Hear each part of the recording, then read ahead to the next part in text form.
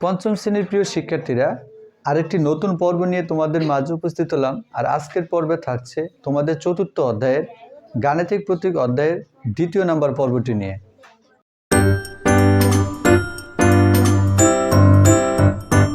Hello viewers, তোমাদের গণিত বইয়ের অনুশীলনী 4-এর 25 পৃষ্ঠার 2 নম্বরে যে দুটা প্রশ্ন ছিল, এই দুটি প্রশ্নের উত্তর আমি এখানে বোর্ডে করেছি।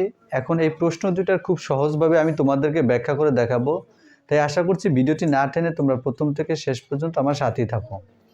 এখানে ক নম্বরে মানে 1 নংয়ে যে প্রশ্নটা ছিল, একটি ত্রিভুজের ক বাহু আছে। তো আমরা জানি একটি ত্রিভুজের বাহু হচ্ছে 3টি। তাহলে ক বাহু আছে এর মানে কি? এর মানে হচ্ছে ক এর মান 3। তাহলে খোলা বাক্যটি হবে ক সমান 3। তাহলে এখন আমাদেরকে বলছে কি, দেখো নিচের খোলা বাক্যগুলোর অজানা প্রতীকের মান বের করে যেন বাক্যটি সত্য হয়। তাহলে এখানে যে আমরা একটা ত্রিভুজ ক ধরলাম, একটা ত্রিভুজের ক বাহু, তাহলে ক এর মান যে 3 লিখলাম, কারণ আমরা জানি একটা ত্রিভুজের 3টা বাহু থাকে। তাহলে সুতরাং আমরা লিখতে পারি, সুতরাং ক এর মান 3 হলে বাক্যটি সঠিক হবে।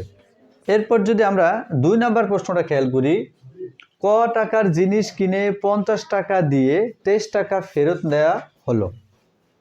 এই বাক্যটা আছে একটা খোলা বাক্যে। এই খোলা বাক্যের অজানা প্রতীকের মান বের করতে হবে যেন বাক্যটির সঠিক হয়। তাহলে খেয়াল করো কিভাবে সাজাবে। প্রথম আমরা লিখব খোলা বাক্য। এখানে ক টাকার জিনিস কিনে 50 টাকা দিয়ে 23 টাকা ফেরত পেয়ে হলো। তার মানে জিনিসের দামটা হচ্ছে ক টাকা। তাহলে দোকানদারকে 50 টাকা দিছে, তাহলে ওই 50 টাকা থেকেই দ্রব্যের দামটা সে বিয়োগ করবে।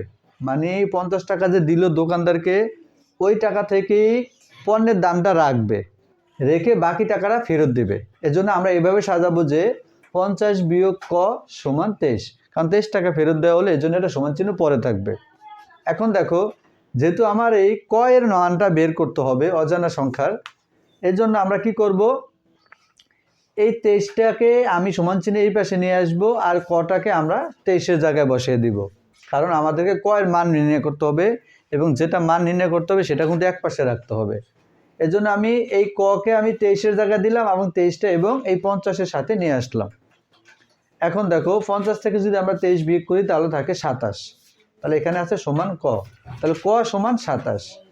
তাহলে এবার খেয়াল করো, সুতরাং ক এর মান যদি 27 হয় তাহলে বাক্যটি সঠিক হবে। প্রিয় শিক্ষার্থীরা, আশা করছি তোমাদের এই 2 নংয়ের এই 2টা অঙ্ক তোমরা খুব সহজে বুঝতে পেরেছো। এর পরবর্তী যে সমস্যাগুলো রয়েছে ওই সমস্যাগুলো তোমরা 3 নম্বর পর্বে পাবে। ধন্যবাদ সবাইকে।